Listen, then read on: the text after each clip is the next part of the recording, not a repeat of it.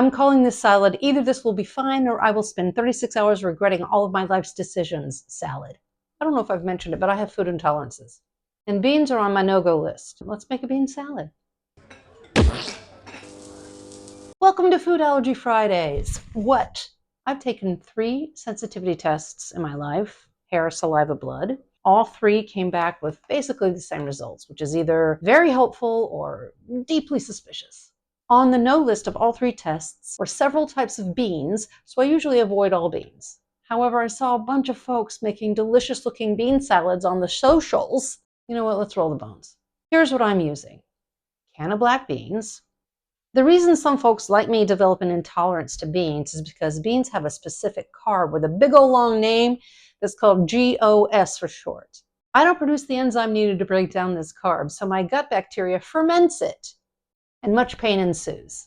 I can eat canned black beans, and here's why. They have less of that carb, they have softer skins and innards, they have been pressure cooked, which eliminates most of the bad stuff, and they are easier to digest. This recipe called for chickpeas, which are on my no-no list, and is heartbreaking because I love hummus. Instead, I chose this little box of cannellini beans, which I just found out might actually be worse than chickpeas. Good times. Corn, also on my moderate list, but I'm using it because corn is delicious and moderate just feels like a dare. Cherry tomatoes. Tomatoes have lectins, which are dangerous for me, but tomatoes are juicy and yummy, and I may as well go all in.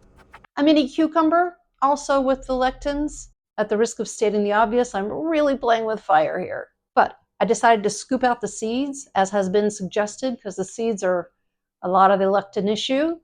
Onions that I can't eat raw. I didn't have any onions, so I used onion powder.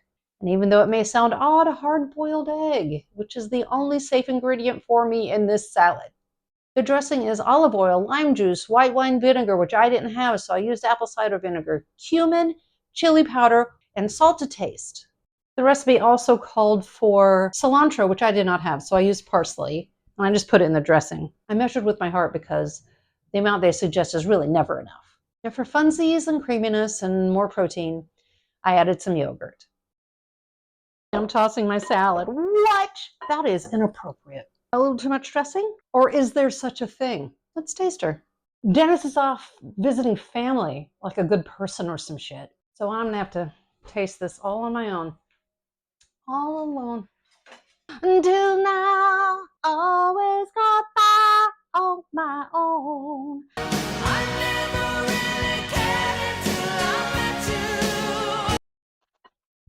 Here's the thing. They tell you to leave it in the fridge for a couple of hours or overnight so that everything can soak up that dressing, but it's so good. Oh, here's what I'm going to add.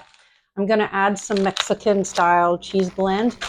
And then when I put it in my bowl, I think I'm going to crunch some of these on top. Real good. If you've dealt with food intolerances, you already know it's not always logical, but we are warriors and we eventually figure it out. Food allergies are real. Food intolerances are real. Anyone who tells you different is trying to sell you a supplement. Thanks for coming. Thanks for staying to the end. You done deliciously. It chills me to the bone.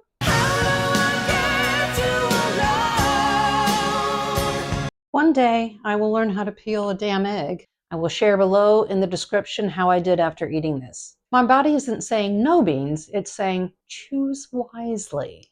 You must choose, but choose wisely.